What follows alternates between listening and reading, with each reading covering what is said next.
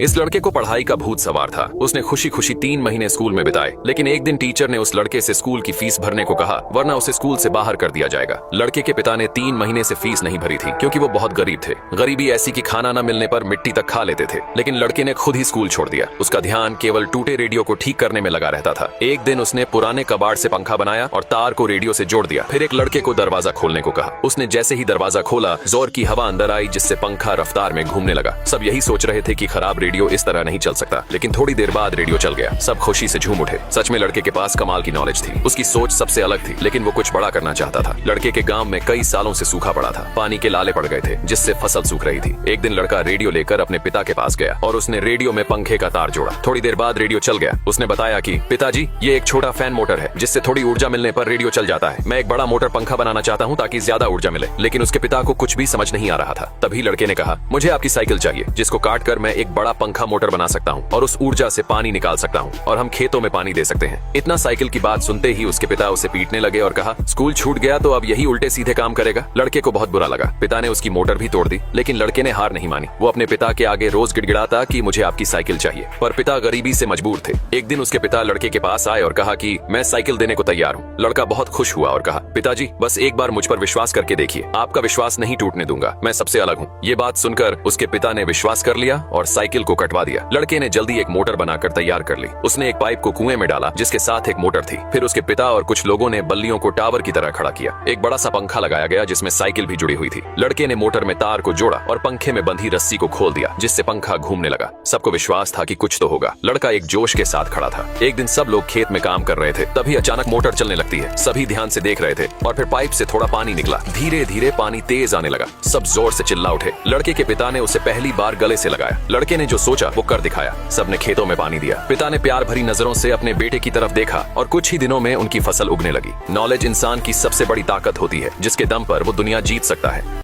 यह आदमी कई दिनों से एक सुनसान आइलैंड पर फंस चुका था। एक दिन उसे वहां एक मैगी का पैकेट मिला, लेकिन उसमें मैगी नहीं थी। जब उसने पैकेट खोला तो उसमें मसाले का एक छोटा सा पैकेट भी मिला। ये देखकर उसने सोचा कि वो खुद मैगी बनाएगा। सबसे पहले उसने आसपास से अलग अलग तरह के पौधे इकट्ठे किए। वह उन्हें काटने और पीसने की कोशिश करता है ताकि उनसे आटा बना सके, लेकिन जल्दी ही उसे समझ आ गया कि बिना मक्का या गेहूं के ऐसा मुमकिन नहीं है। थक हार कर वह सो गया। नींद में भी उसे नूडल्स के ही सपने आते रहे। तभी पक्षियों की चहचहाहट से उसकी नींद खुली। बाहर पक्षियों को देखकर उसके दिमाग में एक विचार आया, जो पक्षी बीज खाते हैं उनके पेट में कुछ बीज पूरी तरह नहीं पचते। यह सोचकर उसने पक्षियों के छोड़े हुए बीज इकट्ठे करने शुरू किए। उसने एक समतल जमीन ढूंढी और उन बीजों को वहां बो दिया। कुछ दिनों बाद उसने देखा कि वहां से पौधे उगने लगे। यह देखकर वह बहुत खुश हुआ। अपनी फसल को पक्षियों से बचाने के लिए उसने अपनी कोट से एक पुतला बनाया और उसे खेत में रख दिया। वह अपनी फसल का अच्छे से ध्यान रखने लगा। एक दिन उसकी नजर एक खास पौधे पर पड़ी। वह मक्के का पौधा था। यह देखकर वह बहुत खुश हो गया, क्योंकि अब उसका मैगी खाने का सपना पूरा होने वाला था। जब पूरी फसल तैयार हो गई तो उसने मक्के के दाने निकाले और उनसे आटा बनाया। फिर उसने आटे को बेलकर नूडल्स का आकार दिया। इसके बाद उसने नूडल्स को उबालकर उसमें वही मसाले वाला पैकेट डाल दिया। जब उसने पहला कौर खाया तो उसकी आंखों में आंसू आ गए। भले ही नूडल्स का स्वाद परफेक्ट नहीं था,